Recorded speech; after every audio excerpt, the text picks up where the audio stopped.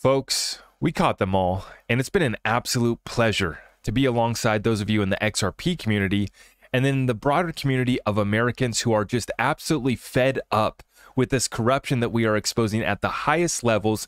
In today's episode, we're going to talk about the Biden crime family and what they've been doing, alongside how it ties back in to this SEC versus Ripple case that we are about to win. Folks, let's get right on into it, folks. This is a bombshell. Check this out here from Congresswoman Anna Paulina Luna. She says, in shock after leaving the GOP oversight meeting today, the FBI has an informant who brought forward info that Biden received $5 million from a foreign national while being vice president. They stated they were afraid the informant would be killed if unmasked. On Thursday, there will be a hearing to hold FBI director in contempt of Congress. No more corruption shall be tolerated. Now, you guys have heard my saying, I continue to say, let all truth be revealed. It's not political. If we have corruption, even if it's at the highest level, if it was our former vice president, now current president, Mr. Joe Biden, we have to uncover this. This isn't political. It's not left, right. It's what's wrong. And we need to get back to what is right for America, the opportunity that we want for our children. We won't have it unless we save it and we continue to fight and apply pressure. Now, let's break this down and look into this here, folks. We have this article here from the Washington Post. Even the mainstream media is having to cover this one now. FBI had reviewed and closed inquiry into claims at center of Hill fight. The FBI and Justice Department, under then Attorney General William Barr, reviewed allegations from a confidential informant about Joe Biden and his family, and they determined there were no grounds for further investigative steps, according to Representative Jamie Raskin and other people familiar with the investigation. So, according to one Democrat, there were no grounds for further investigative Democrats, and there is a few other people familiar with the investigation, right? But they say that there is nothing there. Even though we just saw Anna Paulina Luna says that they fear, the FBI fears that their informant who has come forward with information about Biden receiving $5 million from a foreign national might be killed if he is unmasked, okay?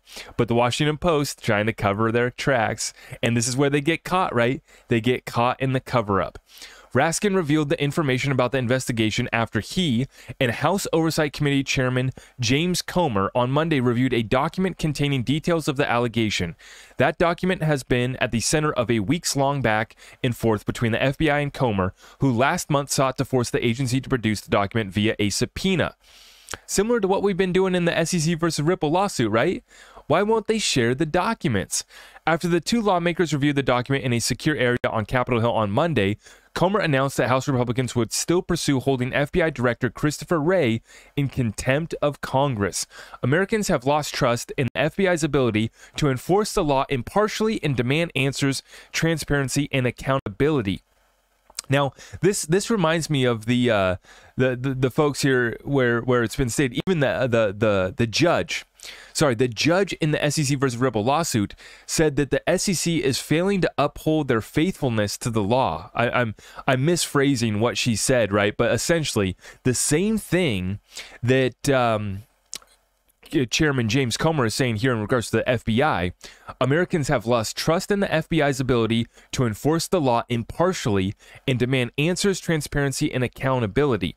According to people familiar with the investigation who spoke on the condition of anonymity to detail sensitive information, the allegation in the document came to the FBI through the Pittsburgh field office, where Barr had created a channel for allegations involving Ukraine. That included materials Rudy Giuliani, who was then President Donald Trump's personal attorney, had gathered from Ukrainian sources, claiming to have damaging information about Biden and his family. The allegation contained in the document was reviewed by the FBI at the time and was found to not be supported by facts, and the investigation was subsequently dropped with the Trump administration or Trump Justice Department sign-off, according to the people familiar with the investigation. Okay.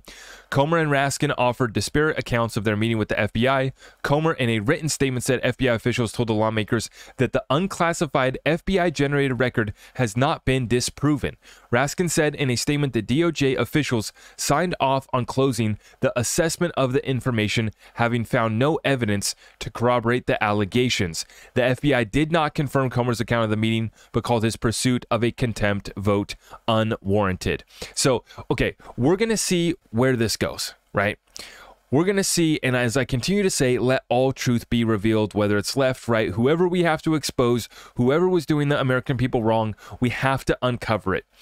What this appears to be, though, is that we had three-letter agencies who knew very well what was going on. They had informants, they had people that had come through, there was investigations taking place, but they didn't want to move on it, or at least not yet. Right? And so what you're seeing is mainstream media in full panic mode because they know that we've caught them all. That's what this is, folks. They know we have them. And as David Schwartz says right here, if people knew what we did, they'd be really mad about it. Some unstable people might even possibly do something violent, maybe. Seems like a very bad reason for the government to insist on keeping something secret.